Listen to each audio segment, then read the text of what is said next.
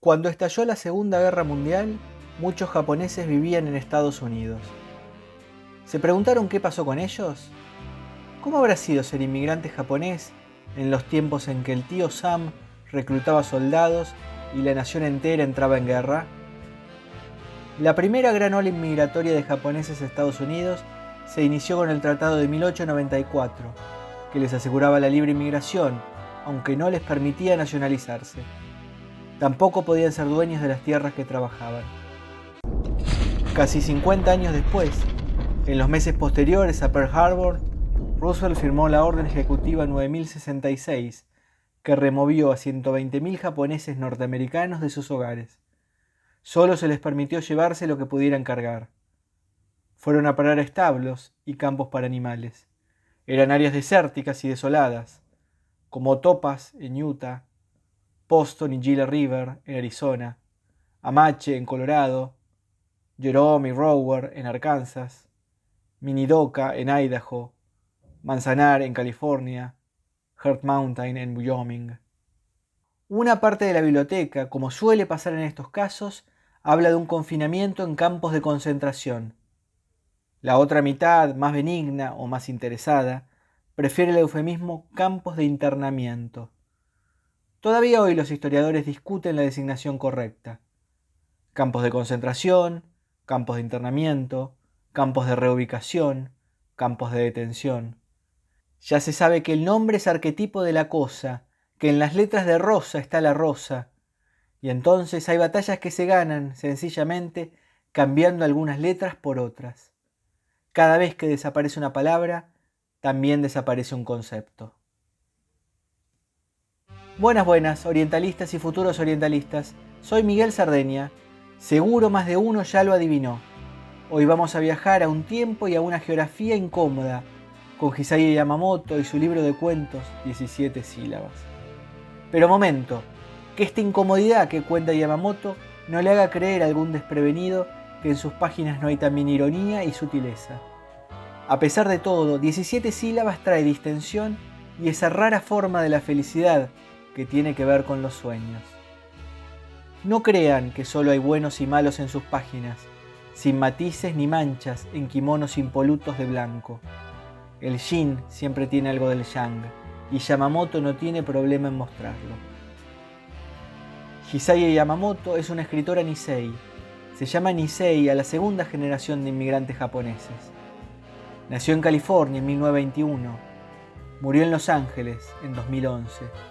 Le tocaron en suerte los años más turbulentos de la historia norteamericana, como la Gran Depresión. Pero también, y esto es lo que a nosotros nos interesa, cambios que impactaron de un modo más personal sobre la comunidad japonesa que vivía en Estados Unidos, como la Segunda Guerra Mundial. Su propia historia aparece veladamente, y no tanto, en sus cuentos. La ficción, muchas veces, es el más eficaz de los disfraces para decir la verdad. Martín Felipe Castagnet, traductor y autor del prólogo, recoge las palabras de Yamamoto.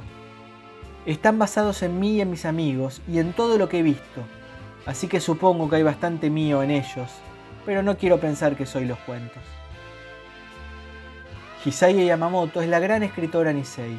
Escribió probablemente el gran libro de la inmigración japonesa.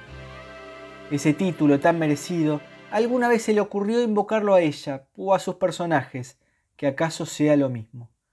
Lea un pasaje, corresponde al cuento Epitalamio, de 1960. Yuki recordó las tertulias en San Francisco, después de Topaz. Tan pronto como California permitió el regreso de los japoneses. Su padre había recuperado su oficio de jardinero y ella se había transformado en jefa de cocina y lavacopas del diario, que publicaba una página en inglés y las 3 restantes en japonés. Tenía permitida una columna semanal donde podía escribir sobre lo que quisiese. Esto había traído la compañía de colegas más jóvenes que soñaban con escribir algún día la gran novela de la inmigración japonesa y hablaban de todo lo que existía mientras trataban de analizarse mutuamente. Los que siguen este canal habrán notado que este es un movimiento habitual por acá. Nos acercamos a Vietnam y los años de guerra a través de la mirada y la poesía de Ocean Vuong, un vietnamita norteamericano. Vamos ahora a espiar algunas tragedias personales que imprimió sobre los cuerpos y la memoria la Segunda Guerra Mundial a través del testimonio de una japonesa norteamericana. La voz menos escuchada, de eso se trata, eso nos interesa. Si son nuevos por acá, suscríbanse. Hay muchos visitantes frecuentes que tampoco están suscriptos. Las analíticas del canal los delatan. Si les gusta y los acerca Asia y el orientalismo anhelado, suscríbanse, que solo así tiene sentido seguir grabando programas y compartiendo lecturas. No hay otra forma de que el canal siga creciendo y llegando más lejos. Dejen un me gusta y sumen recomendaciones a los comentarios. ¿Leyeron estos días algún libro vinculado con Asia que quieran compartir? Los leo con gusto.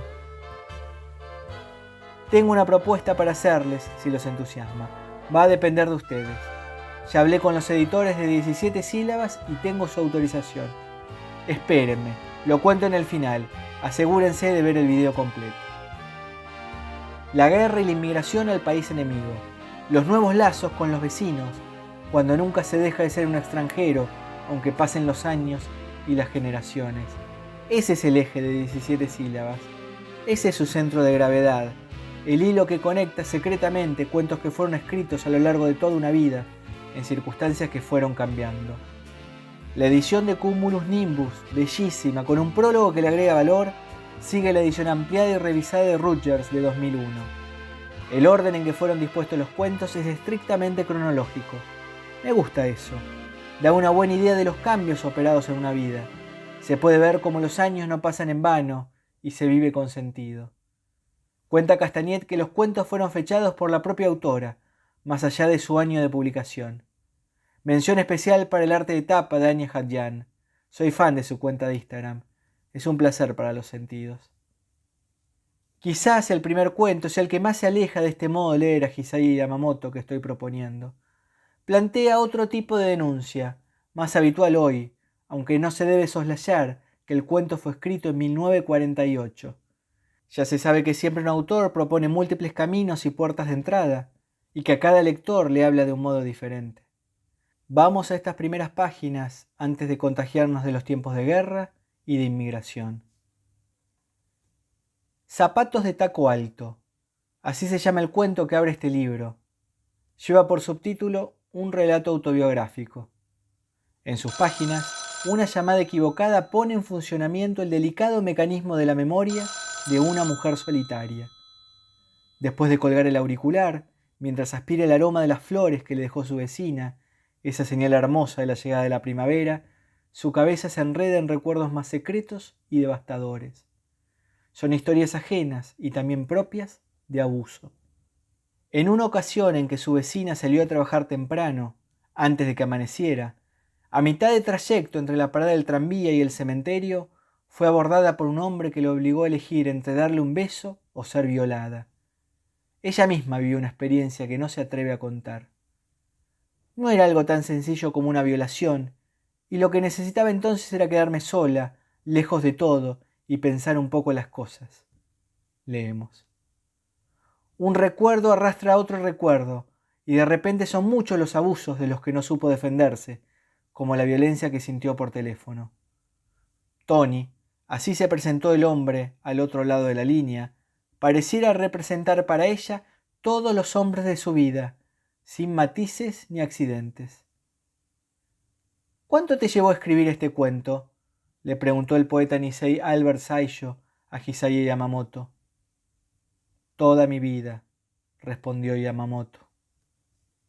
El lector que se encuentra con esta historia y acostumbra a leer los cuentos en orden, tiene la tentación de pensar que ese será el tono de todo el libro, un posicionamiento en consonancia con los tiempos globales que corren.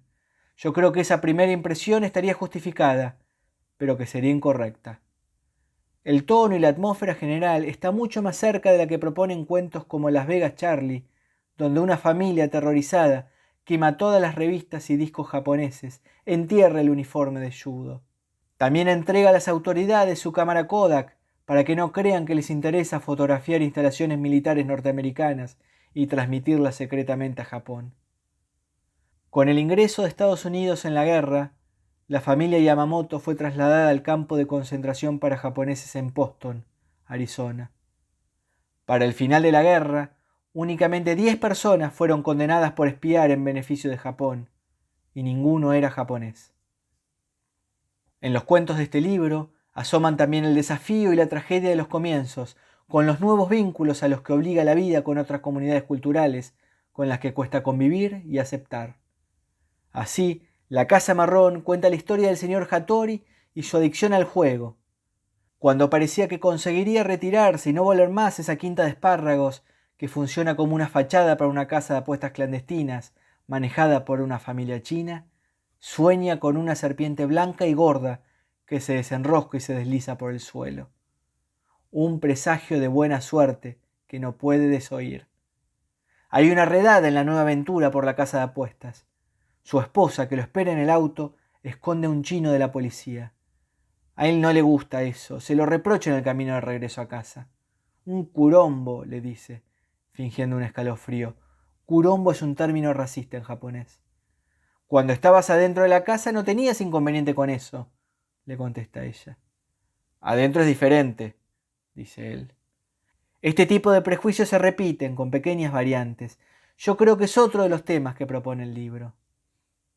En el terremoto Ioneko, todos sienten la necesidad de enfatizar lo buen jornalero que es Marpo, porque es un hecho irrefutable entre los japoneses en general que los filipinos en general eran unos vagos. Pero hay una explicación para la diligencia de Marpo, que es filipino. Marpo se crió en Hawái, donde se sabe que la influencia de los japoneses es fuerte. Algo parecido pasa en el colectivo Wilshire. 2 veces por semana, Esther Kuroiwa se toma el colectivo amarillo para visitar a su marido, internado en uno de los hospitales de veteranos. En una ocasión, un borracho dedica su viaje a maltratar a una china. «¿Por qué no te volvés a China a estar en hojotas en plantaciones de arroz?», le dice. Esther se pregunta si ella está incluida en esa caracterización. Decide que ella es japonesa, no china, y por lo tanto, inmune. Cuando toma conciencia y se avergüenza de pensar así, le sonríe de manera cómplice a la otra mujer, pero el gesto de solidaridad es tan pequeño que resulta invisible. Quizás algo así nos reclama a nosotros el libro entero, un gesto de comprensión, por pequeño que sea. Hisaya Yamamoto nos cuenta una visión de la historia que no escuchamos antes, retrata un tiempo hostil, sin levantar dedos acusadores ni defensas que operen como un chantaje emocional. Hay un gesto poético e incluso revolucionario en escuchar la voz de los derrotados, aunque necesitemos buscar mucho. Japón tiene la particularidad de que suele preferir el silencio, lo no dicho, lo ausente. Es cierto que existe una literatura de la bomba atómica, la Genbaku Bungaku, con autores como Tamiki Hara y Sadako Kurihara, y que también hubo escritores que retrataron Japón después de la rendición, como Sakunosuke Oda, ese tiempo signado por la escasez y el racionamiento de alimentos, la aparición del mercado negro y de asentamientos precarios, con mendigos durmiendo en las estaciones. Pero pareciera tratarse de excepciones, de momentos milagrosos. La mirada Nisei que nos trae Yamamoto es todavía más infrecuente. Quizás en nuestro silencio les pedimos que nos honren por haber sobrevivido, dice una dramaturga y amiga de Yamamoto. Por fortuna, Yamamoto prefirió resguardar la memoria y escribió estos cuentos. Hay un cuento brevísimo de 4 páginas que pone sobre la mesa un tema que es un viejo conocido por el canal, cada vez que toca hablar de un escritor que deja su patria y se pelea con su lengua. El cuento se llama Lluvia Temprana. En Lluvia Temprana, un padre que no domina el inglés apenas se puede comunicar con su hija. La hija es una Nisei, una segunda generación de japoneses que emigró de Japón. El padre es un Issei de la primera generación. Un Issei es un emigrante que nació en Japón. Ni significa 2, Ichi o la contracción I significa 1. En el cuento también aparece una beba que llora. Sería una Sansei, tercera generación. Esa imposibilidad del padre para comunicarse con su hija la vimos en la novela de Ocean Wong, En la tierra somos fugazmente grandiosos. Allí madre e hijo comienzan a distanciarse con el inglés, el nuevo idioma, el idioma de la nueva vida. Dice en un momento Hisaya Yamamoto, autora del libro de cuentos 17 sílabas, a través de uno de sus personajes: ¿y qué es la vida si no comunicarse con el otro? Ese padre que ya no puede comprender a su hija, una metáfora poderosa de una de las leyes más fuertes de la vida, aparece representada con una sordera que se viene agravando. Ya no puede escuchar siquiera la lluvia de noviembre. El cuento me hizo acordar a Ross, de Alejandra Camilla. ¿Lo leyeron?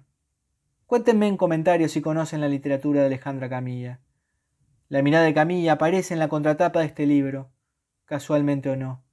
Ya se sabe que los libros afines buscan el modo de encontrarse, establecen charlas entre ellos. Dice Camilla sobre 17 sílabas. La mirada Nisei es una mirada ávida e inquisitiva. Con esa mirada, Hisaya Yamamoto toma de su entorno aquello que parecía destinado a ser cubierto por la historia con una capa de polvo. La lectura se vuelve así una forma de resguardo. ¿Les gustaría que sumara Lluvia Temprana, este brevísimo cuento de Hisaya Yamamoto, a nuestra biblioteca de audiolibros? Esa es la propuesta que tengo para ustedes. Compartir por acá el cuento completo. Déjenme saber qué opinan abajo en los comentarios. Hay también una exploración de personajes marginales en 17 sílabas. En 3 cuentos, publicados entre 1983 y 1987, aparecen presos, analfabetos y veteranos de guerra que perdieron una pierna.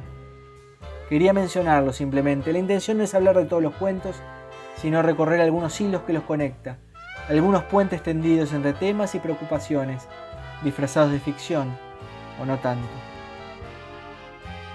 Por último, un simpático delirio que presenta la edición de Cumulus Nimbus. En la solapa de la contratapa nos provee de las instrucciones y de un boceto para hacer una frutilla de origami, como las que plantaban los quinteros dentro de las páginas de este libro. Recorta el contorno de la frutilla, dice el punto 1. Acá apago la cinta. Tengo trabajo que hacer. Después les muestro cómo me quedó mi origami. No sé si les conté, pero soy un talentoso para estas cosas.